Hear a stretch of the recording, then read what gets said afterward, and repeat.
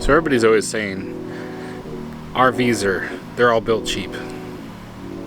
Yeah, they've got a point.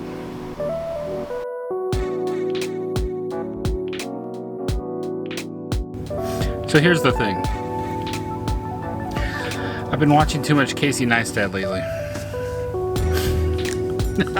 RVs being made too cheap.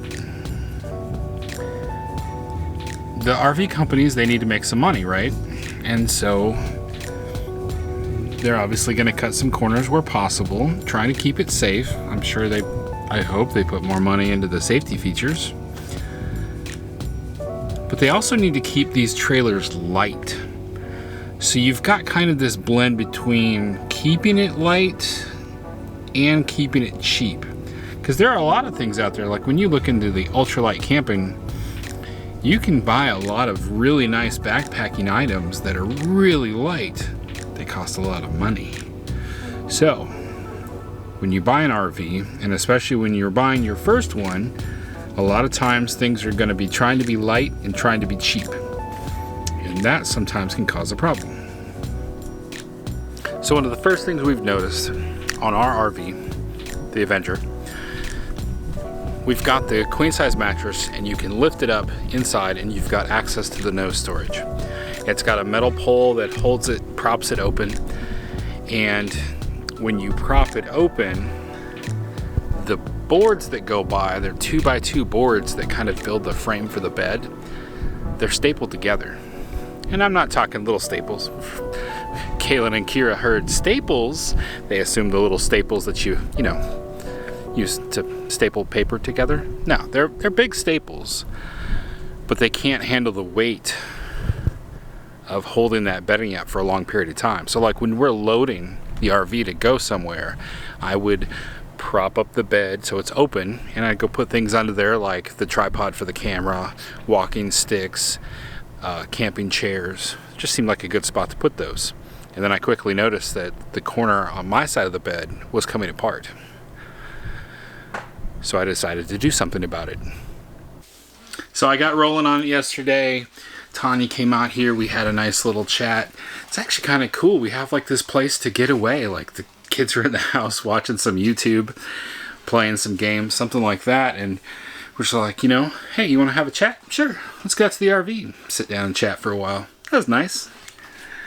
But I got set up so that I could fix the one side of the bed. I'm like, I'm pretty sure that other side of the bed is just staples is going to come out too, so I fixed both sides.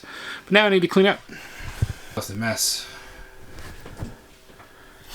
Anybody else out there doing any woodworking?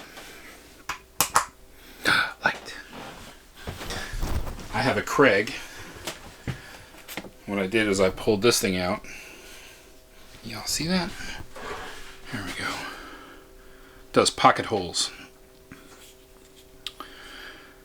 So I clamped that in just the right position, used a drill, made pocket holes in the 2x2 boards, and then put screws in. Let's see how it's holding up. Did I mention that we got a 30 amp outlet put on the outside of the house? How cool is that? We got a good deal. Cost like $150, had an electrician install it. I've heard him, I was expecting $400. I've heard as much as $1,200. So I was able to get a 75-foot extension cord off of Amazon. I'll put a link to that down below. And so far, so great. It's been hooked up, and it's great. That's one of the reasons why Tanya and I can come out and just hang out in the RV. But it makes it easier for doing maintenance and cleaning on the RV when we're at home. So if you're able to park your RV near your home and you want to do something like that, just look into it. It's probably cheaper than you're thinking. So I still don't have full hookups, but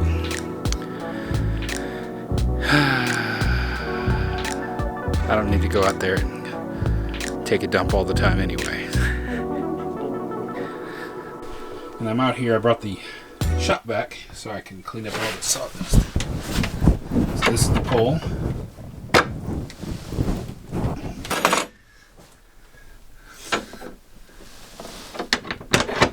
So you put that pole in there like that, then it falls out. That's awesome. and you apply that pressure. And what was happening was,